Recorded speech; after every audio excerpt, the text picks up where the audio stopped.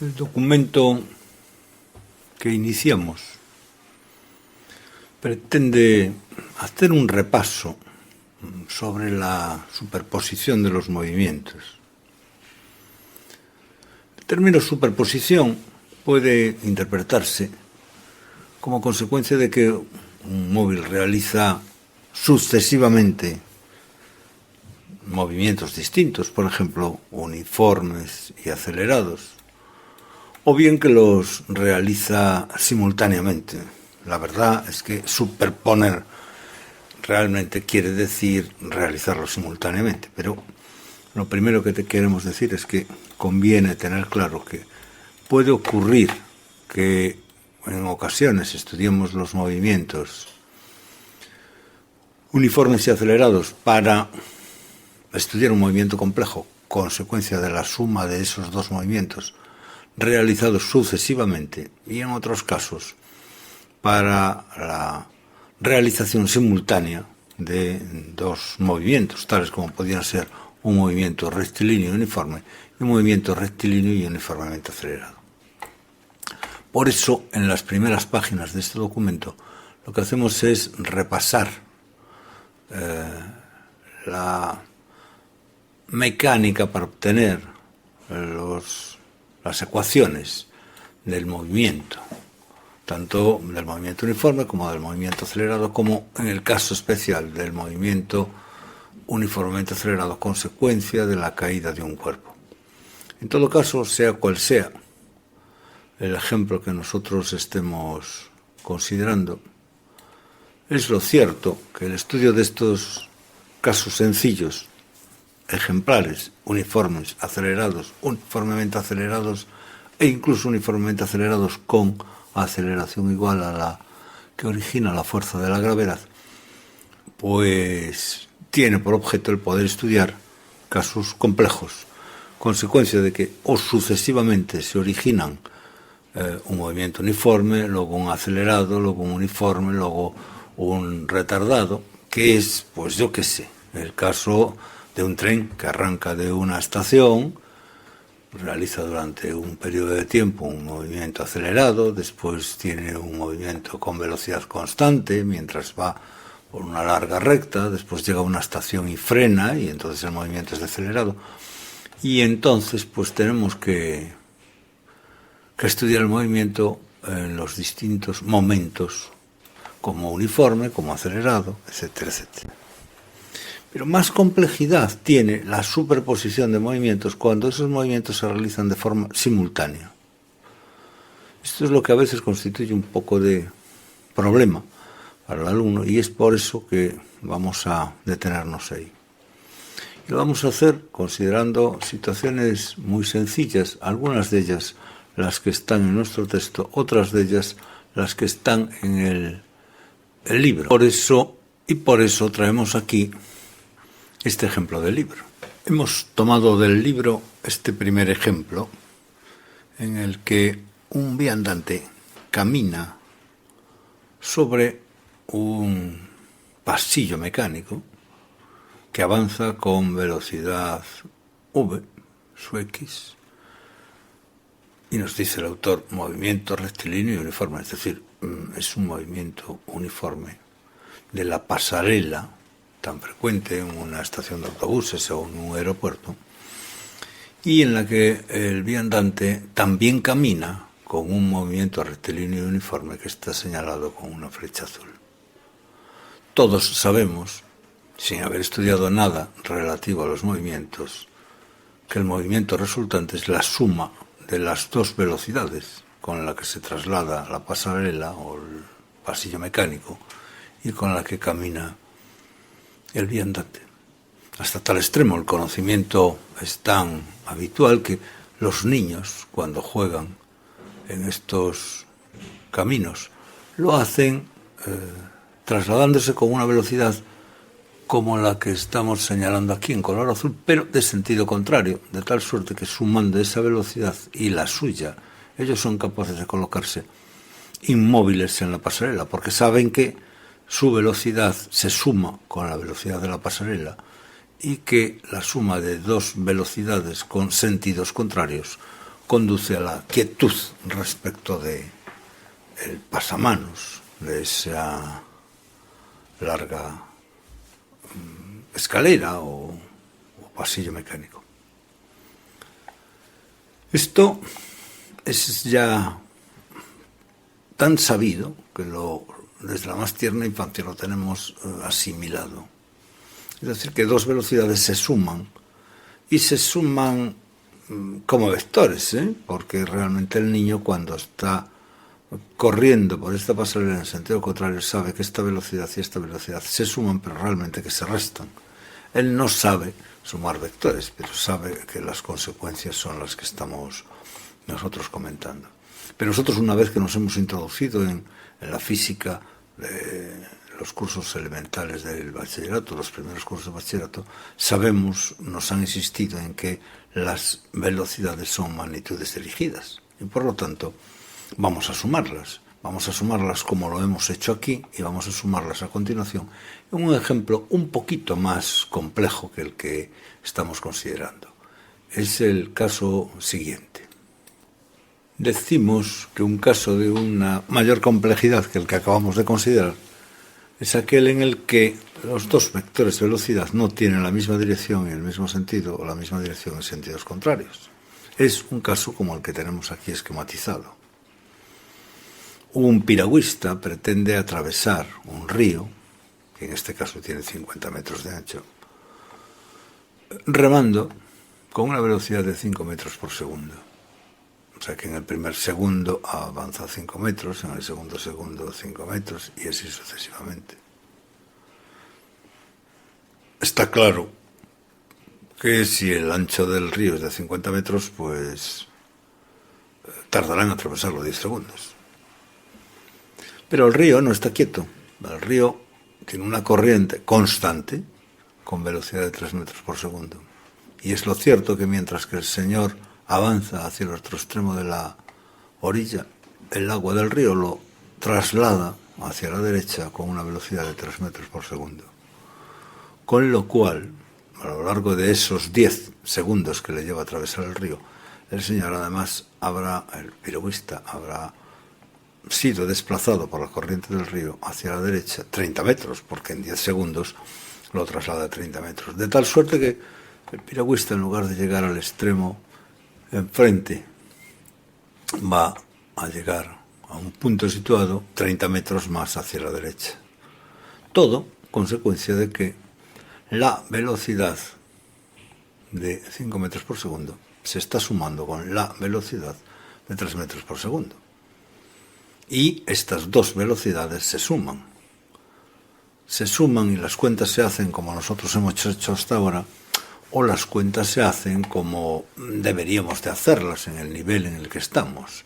O sea que realmente tenemos que hacer un cálculo como el que indicamos. Como el cálculo que indicamos. Decimos, pues claro, lo que tenemos que hacer es sumar esta velocidad y esta velocidad, que forman un ángulo de 90 grados, y se suman calculando la velocidad resultante, que es la raíz cuadrada de la suma de v sub x al cuadrado más v sub y al cuadrado, porque es una diagonal de un paralelogramo que tiene de lados 3 y 5, y la velocidad resultante es 5,8 metros por segundo. Como hemos dicho que el señor ha remado durante 5 segundos, durante 10 segundos, porque a 5 metros por segundo le lleva 10 segundos en alcanzar la orilla opuesta, pues ha recorrido con esta velocidad suma de las dos un camino que es el que va desde aquí hasta aquí. Ha recorrido desde aquí hasta aquí, que es la diagonal de un rectángulo que tiene 50 metros de ancho y 30 de largo, o sea que tiene 50 por 30. Por eso, la longitud total del camino recorrido ha sido de 58 metros. Aquí ya estamos trabajando con velocidades que, en lugar de estar situadas en la misma dirección, en el mismo sentido, están colocadas formando un ángulo de 90 grados. y estamos sumándolas como nos las han enseñado a sumar ya en los primeros cursos de la ESO, y como tenemos que saber que siempre tenemos que sumarlas en los cursos de bachillerato, porque siempre nos encontraremos con que el carácter dirigido de la velocidad nos obliga a hacer las sumas de esta manera. Pero las dos velocidades que hemos sumado son velocidades uniformes, son velocidades constantes, y la trayectoria, si se fijan, es una línea recta, suma de esta velocidad y de esta velocidad. El piragüista ha caminado a lo largo de la diagonal de este rectángulo. Bueno, este rectángulo tiene aquí 30 y allí 50, no está bien dibujado. Este rectángulo tiene, el piragüista ha caminado a lo largo de esa diagonal en línea recta. Él pretendía avanzar de frente y la corriente lo ha llevado así. La corriente es una corriente constante, pero si han abierto una compuerta, esta velocidad v sub x no es constante. Si el ejemplo no fuera este y fuera otro, y el piragüista fuera un motor, una canoa fuera a borda, acelerando desde aquí hasta allá, pues esta velocidad sería acelerada y esta sería constante. O sea que igual que en el ejemplo que estamos ahora considerando, las dos velocidades son constantes, podemos encontrar muchas situaciones parecidas en donde la velocidad, una de ellas es constante y la otra es un movimiento acelerado. ¿Por qué no? Los ejemplos anteriores ponen de manifiesto que es muy fácil encontrar situaciones donde esas dos velocidades, una es constante y la otra es un movimiento acelerado. Pues vamos a reflexionar cómo es el movimiento resultante de la suma de dos movimientos realizados simultáneamente, un movimiento con velocidad constante en una dirección y un movimiento con una velocidad que varía, incrementándose a lo largo del tiempo una misma cantidad, un movimiento acelerado en el otro eje coordenado. Esta podría ser la situación. Nuestro piragüista inicia su viaje desde un extremo de la orilla, desde un punto de la orilla, y de repente el agua que estaba quieta, lo ven, estaba quieta, no hay corriente, empieza a moverse hacia la derecha cada vez con una velocidad mayor como consecuencia de que han abierto una compuerta. Y entonces su velocidad hacia la derecha, la corriente del agua, empieza siendo cero, pero luego crece, luego crece, luego crece y luego crece, mientras él rema con la misma velocidad constante, tal como habíamos imaginado antes. Esta velocidad se ve claramente que está aumentando a lo largo del tiempo y hemos dicho que bien podría ser una velocidad que aumenta siempre lo mismo cada unidad de tiempo, es decir, que puede ser una velocidad que crece en una cuantía que llamaremos A en cada segundo.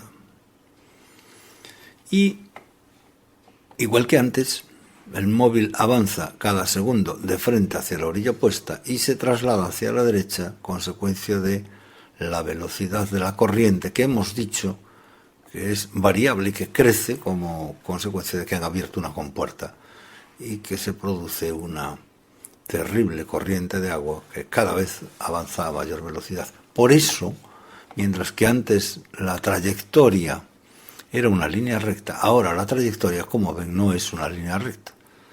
A algunos les recordará otra curva, luego hablaremos de ella.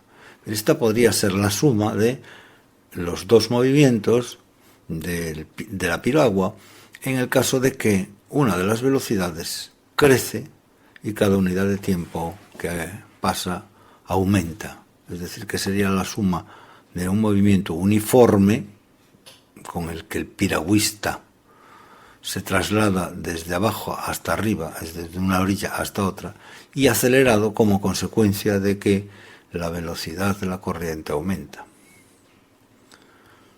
¿De acuerdo?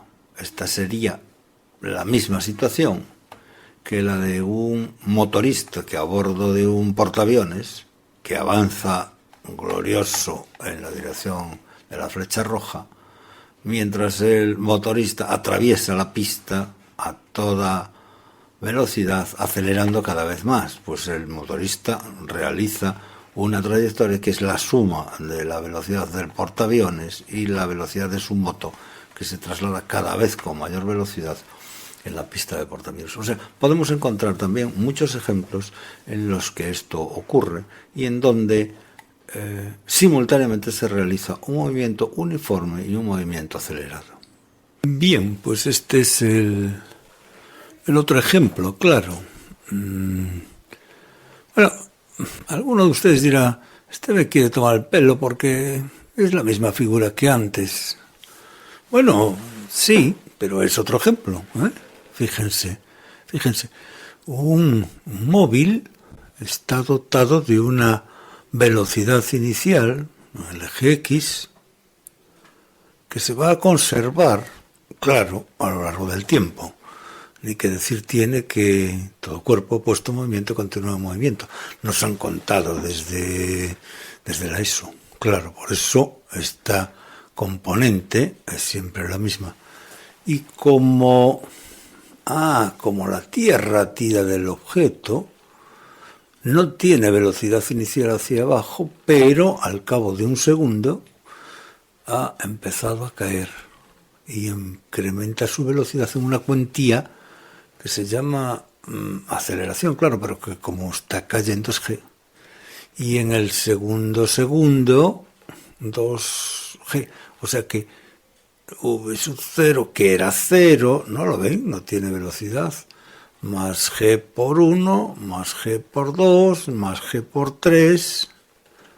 Y claro, pues el móvil describe una trayectoria que, bueno, luego le pondremos nombre, pero en fin, claro, la suma de estas dos velocidades conduce a una velocidad azul, en esta figura, que tiene siempre la misma componente X y cuya dirección va cambiando en la medida en la que la componente Y se va haciendo más grande. Esta componente v sub x siempre es la misma y normalmente me dirán un móvil se lanza horizontalmente con una velocidad la que fuere y su velocidad en la dirección Y se puede calcular porque es la misma que la que tendría si el móvil cayese, porque está realizando un movimiento simultáneo de avance y de caída, pero esta velocidad es la misma que si el móvil estuviese cayendo sin velocidad a lo largo del eje X. Por lo tanto, esa velocidad es la suma de dos vectores velocidad.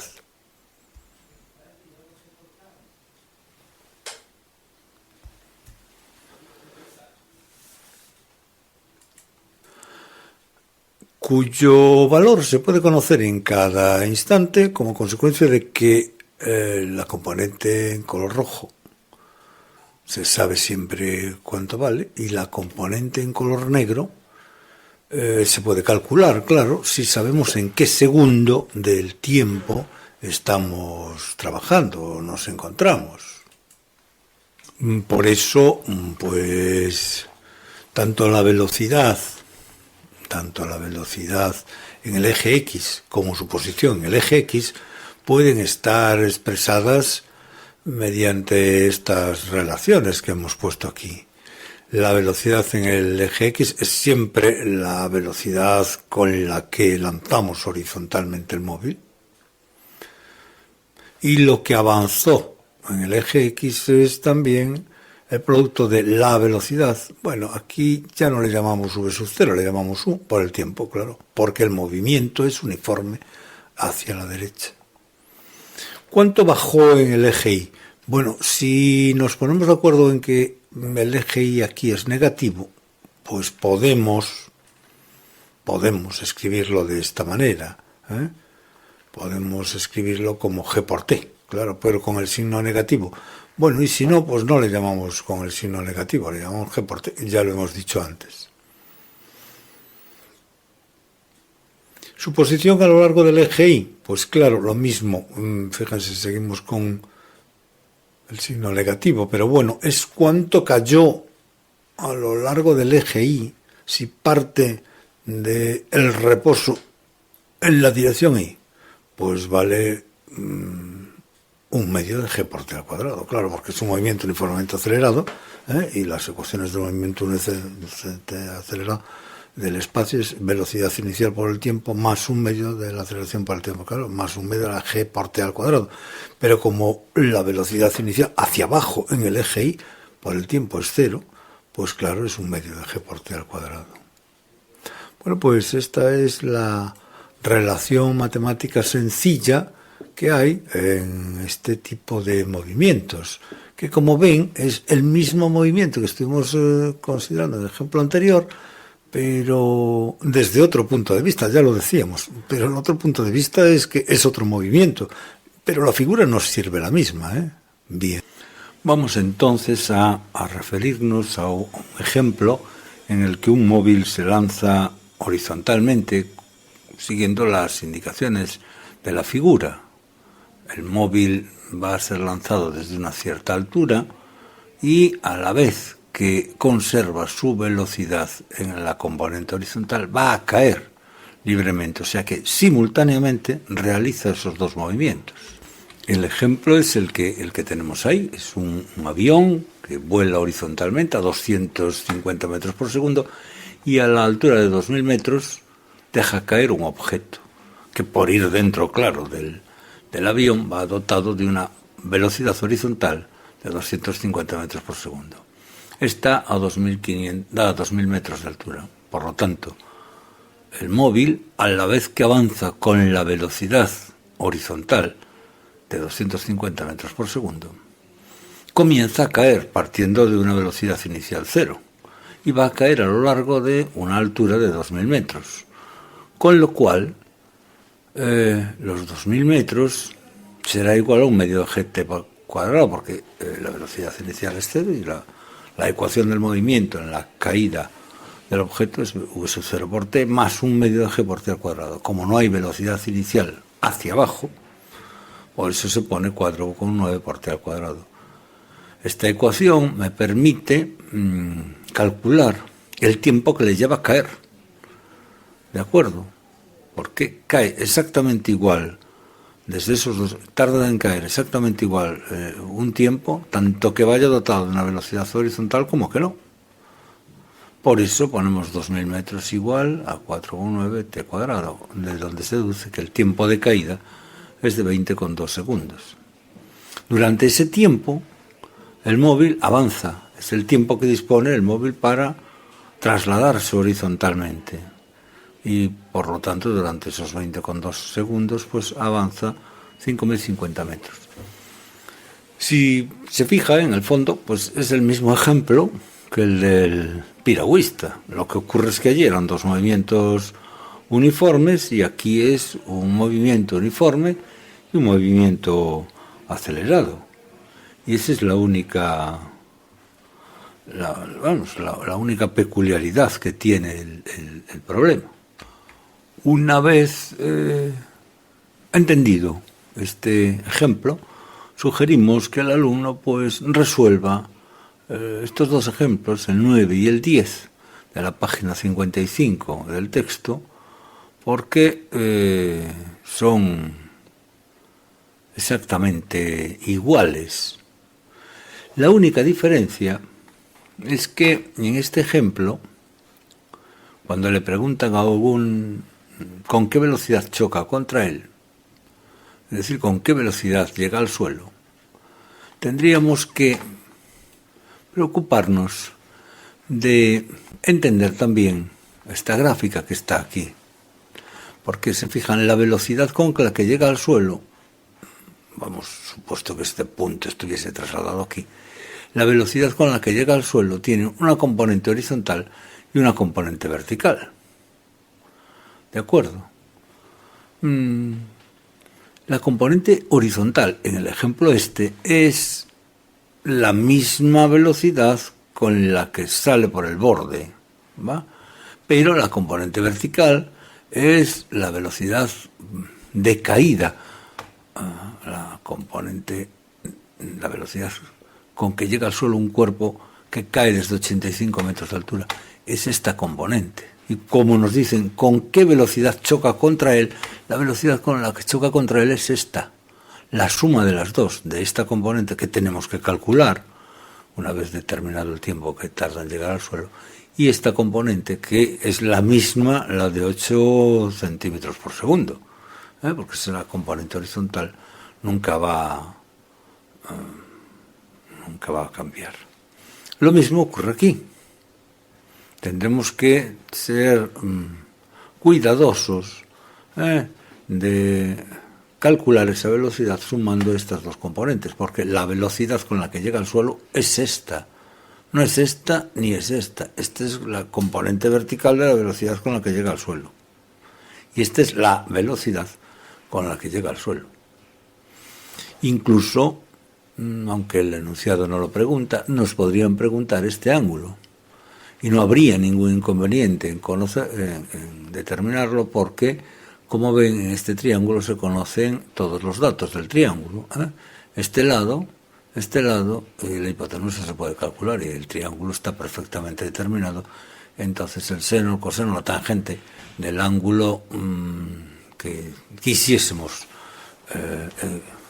señalar como ángulo de referencia, pues podría ser calculado sin ningún problema, conocidos el cateto opuesto y la hipotenusa, el cateto contiguo y la hipotenusa, lo que fuera, es decir, podemos referir como nos dé la gana, como queramos. En definitiva, una vez entendido el ejemplo y una vez resueltos estos dos ejemplos, podemos pensar que ya estamos en condiciones de saber resolver ejemplos de un enlazamiento horizontal sin ninguna dificultad.